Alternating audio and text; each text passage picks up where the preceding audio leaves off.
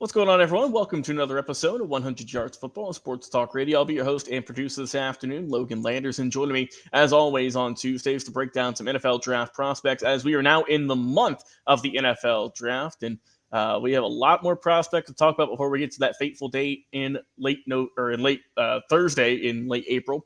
Help me out today in talking about Aireontae Ersery, the offensive tackle, big guy coming out of Minnesota. Help me out is Brian LaBelle. Brian, how you doing this afternoon out here in Georgia? And what did you like about this massive human of a man here in Aireontae?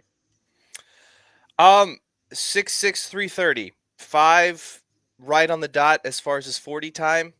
He's got really good tape against Michigan. He's got really good tape against Abdul Carter, who's right now probably the front runner to be the first non-quarterback at least taken. I don't know what teams are planning at the top, but I mean, there's a lot of stuff to like about this guy. I mean, I know he played at Minnesota. They didn't play in a lot of meaningful games, but they're playing against Ohio State. Like I already said, playing against Michigan, playing against Abdul Carter and Penn State. And he's playing against those guys. He's holding his own.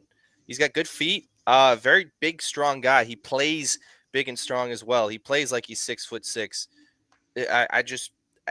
In a league where, especially at the tackle position, this kind of size is coveted. You know, you're looking for more of those 6'5", 6'6" guys.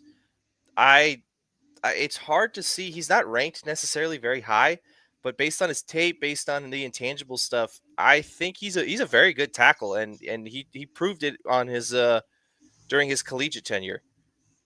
Yeah, and that's the crazy thing too. You mentioned his collegiate tenure, but he hasn't played football all that much. I mean, he only started playing in his junior year out there in Kansas City. So he's in a way still learning the sport, and for him to be ranked even just where he's at is impressive. But I mean, we both think that with just his intangibles, with the game, that he could be definitely ranked a little bit higher. And a lot of people have him ranked as a later round draft pick. Not saying super late, but not like a round one or maybe even round two type guy. But I mean, just look at it for God's sake. You can't miss him. Like Brian said, he's a big dude, and like I said, he did great work against Penn State and Abdul Carter. That was kind of his breakout game where a lot of people kind of took notice and said, "Oh, hey, like this is a guy who with Carter probably going to be a top 5 pick, top 10 for sure. Just kind of depends on where all the chips go."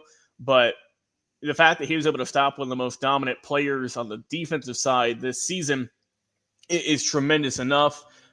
He won second team All-American honors this past year. Was a Remington Pace Offensive Lineman of the Year as well with him and the Gophers and their program. And I mean, he's just a massive human who can do pretty much everything you need out of him. He's obviously going to be more of a power guy. Great in the run game. That's kind of his strength, is the run blocking. Like I said, he's solid in the pass blocking, but his run blocking is really, I think, what's that kind of A+ grade there. Just a really good guy. That good first step you love seeing offensive linemen have, to where they're not just giant logs there, that they have some good speed to him and some athleticism. And that's what I've noticed when watching Aireontae play and watching some game film of his, is that he's a nimble guy who's in the 330s, which is just kind of how the current athletes are stacking up nowadays. Is that, yeah, you could be a bigger guy, but man, you got to be able to run. You still got to be able to have some speed to you. And I think that the guy here on the screen with Aireontae Ersery is a prime example for that. Everyone's kind of critiquing him and praising him, whatever, and the rundown for him is, well, he struggles against smaller, faster guys. And I'm sitting here thinking every person on the field is going to be smaller than him. So yeah. I don't know how that can work. I mean, he's 6'6", 330. Well, the smaller guys, everyone's smaller. I mean, there's not going to be a lot of defensive ends that are 6'6", 6'7". If you have one of those guys, hey, maybe it'd be interesting to watch him play against someone of that caliber as well. But I mean, we just talked about, like, hey, he played really well against probably the number 1 overall prospect in this class. I mean, if I know Carter doesn't play quarterback, and obviously it's a quarterback league, so teams are going to press quarterback. If I can get a guy that can lead my franchise, that's what you're going to do. That's why Sanders and Ward are probably 1 and 2, maybe 1 and 3. But best guy in the class, he holds his own. A guy he was a track and field guy until his junior year of high school. Didn't know how to play football. Didn't put on pads. Didn't do anything. And then he comes out and he's starting at Minnesota. He started 3 years at Minnesota. Didn't miss a snap. Played very, very well. I mean, that's another thing too you really like from your offensive lineman, especially the tackle position, when you have guys that have durability. You look at a guy like Trent Williams, and I'm not saying he's Trent Williams, but Trent's a phenomenal guy, maybe the best left tackle in football, but he's going to miss 3-4 games every single year, and that's kind of with the territory. Aireontae hasn't missed any time. He's an Iron Man as far as staying on the field, staying healthy, producing, and he's still kind of a raw talent because really he's got 2 years of high school ball, and then he's got his 4 years at Minnesota. I think he only started his last 3, but I mean, if you're a team like, hey, I kind of like this guy, especially later round. I mean, why not? You bring in a dude who's this big, this physical, got good hands. You're saying his run blocking, he's very good at climbing to the next level. If you watch the tape, he can get to the next level very well. I like Aireontae. I don't know where he's going to go because obviously I don't really necessarily know what teams are looking for as far as the tackle position. I mean, he's got size, strength, speed. I mean, I like him. I think he'd do very well in the NFL. And the thing too you mentioned there, and that's something that is going to, I think, have him climb up draft boards because yes, you have the lack thereof for playing time, we'll say, right? Because he didn't play in high school much, but he did good work. And Brian, he started in 38 straight games. If I'm an offensive tackle, that is phenomenal. Because like I said, guys are typically, in the line, they're always dinged up for, a handful of games, not saying bulk of the season, but I mean, they'll go down pretty often and pretty fast. And you definitely have to have a guy who is going to kind of be there and be your anchor and be healthy first and foremost. So depending on where he gets drafted, like I said, it's too hard to tell with offensive linemen where they're going to go because there's a lot of teams need a lot of help on the O-line. You can always get either a starter, you can always get a guy who maybe is going to be a fringe starter but can develop into a starter later on. But I like with Aireontae, like I said, he's got the good speed for his size, which is insane to say. Phenomenal strength. I mean, he's just got biceps for days.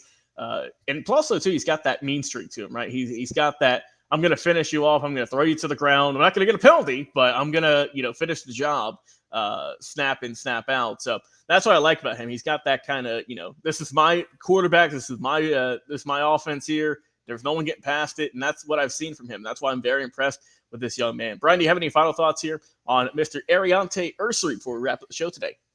I mean, I think he's got good potential. I don't want to say he's a sleeper or a steal because, I mean, like, you look at his production, he's very, very good.